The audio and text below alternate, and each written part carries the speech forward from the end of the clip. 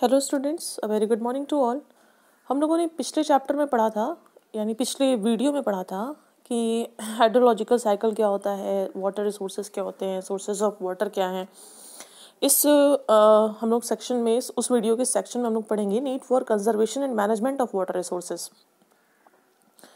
क्या है ये तो बिल्कुल सच है कि हमारे भारत में जो है सफिशिएंट रेनफॉल होती है, लेकिन हमारे देश में जो रेनफॉल होती है वो सीजनल होती है।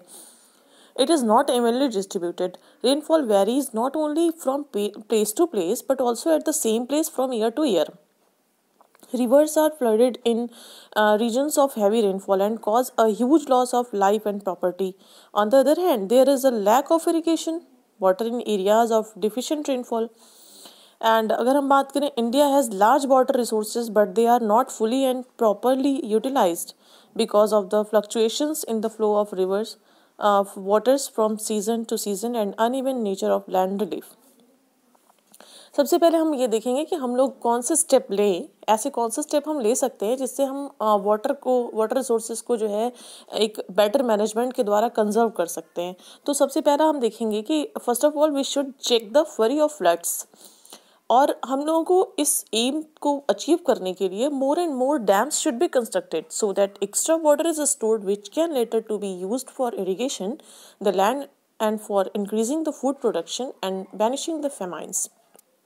सेकेंड हमारा कि जो कैनाल्स हैं, जो रिवर्स हैं, है ना, which cause floods should be linked with other rivers. इनको अदर रिवर से भी लिंक करना चाहिए, usually have very little water in them, है ना। एंड नेक्स्ट है हमारा thirdly, the rain water is no case be allowed to flow in the sea. Fourthly है, more and more number of tanks can be constructed which can be filled with the water which now flows in to the sea and goes waste, है ना। अगर हम लोग ज़्यादा से ज़्यादा जो है कंस्ट्रक्ट करते हैं टैंक, तो क्या होगा कि जो हमारा वाटर वेस्ट हो जाता है, जो सी में चला जाता है, तो वो उस वहाँ जाने से बच जाएगा और फिर हम लोग अच्छे से जो है इरिगेशन के लिए उसको यूज़ कर पाएंगे ड्रॉट होने पे। Fifthly, some scholars suggest that we should prepare our national water budget in the same manner as we prepare our finance budget। कुछ मतलब ऐसा स्कॉलर्स, कुछ विद्वान ऐसा मानते हैं कि जिस टाइप से हम लोग फाइनेंस जो है बजट बनाते हैं, उसी टाइप से हम लोगों को एक वाटर बजट भी बनाना चाहिए ताकि हम पानी को बहुत अच्छे तरीके से मैनेज कर सकें। क्लियर। अब हम बात करेंगे यहाँ पे हम देखेंगे कि एट लास्ट इन कंक्लूजन हम कह सकते हैं कि in addition to river water the total resources of our ground water are 40 million hectare metres. कितना है ग्राउंड वाटर हमारा? 40 million hectare metres, but we use only 10 million hectares metres of ground water. The remaining 30 million hectare metres is yet to be utilized. We have to plan as to how to utilize this water also. अब हम rain water harvesting की बात करेंगे। जैसा कि हम सब जानते हैं, rain is the first form of water in the hydrological cycle and is hence it is a primary source of water for us. Rivers, lakes and ground water are all the secondary source of water. Rain is the ultimate source that feeds all this secondary sources of water, है ना। फिर हम देखेंगे for water harvesting various techniques and methods can be adopted. The first method is to capture the runoff water from the rooftops. The second way is to capture runoff water from local catchment areas. The third way is to capture seasonal flood water. Water from local streams. The fourth is to conserve water through watershed management, है ना।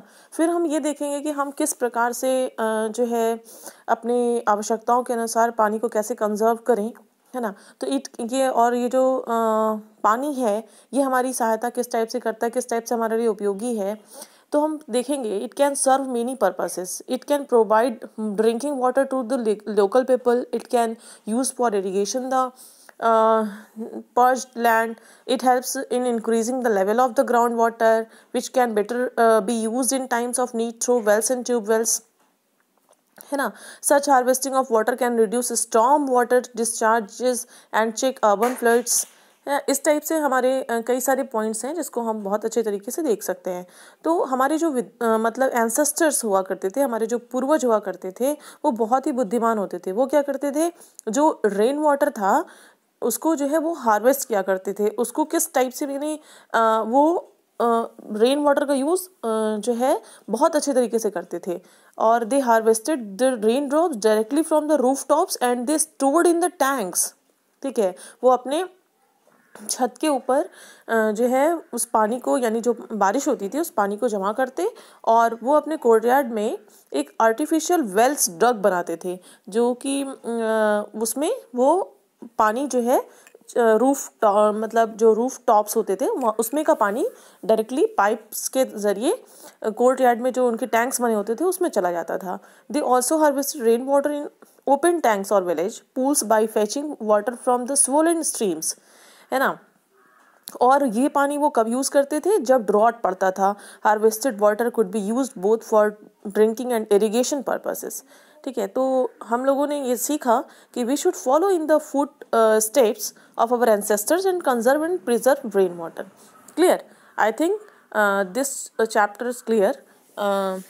हाँ, one thing मैंने बताया था आपसे कि मैं आपसे जो हिमालयन रिवर्स हैं और जो पेनिनसुलर रिवर्स हैं उनके बीच का डिफरेंस मैं इस वीडियो में बताऊंगी।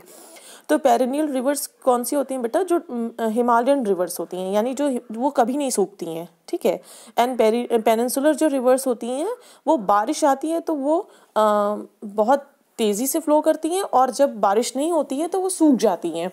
ठीक है, तो और लेकिन हिमालयन जो रिवर्स होती हैं उनको पेरिनियल रिवर्स हम लोग कहते हैं, वो कभी नहीं सूखती हैं।